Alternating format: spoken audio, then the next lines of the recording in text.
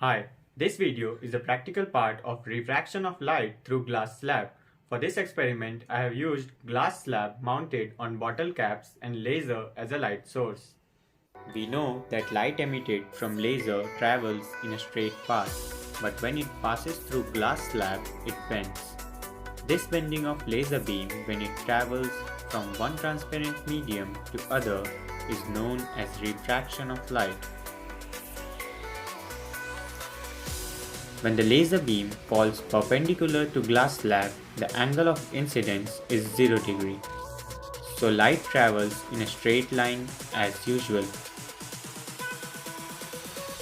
Now when I change the direction of laser beam, the angle of incidence increases and we observe bending of light in a glass slab.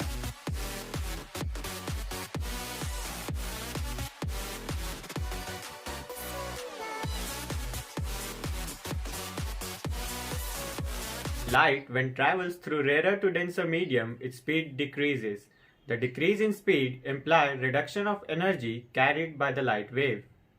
Have a look on the diagram of this experiment. The path by which light enters the glass slab is known as incident ray. The path of light inside the glass slab is known as refracted ray, and the path by which light emerges out is known as emergent ray.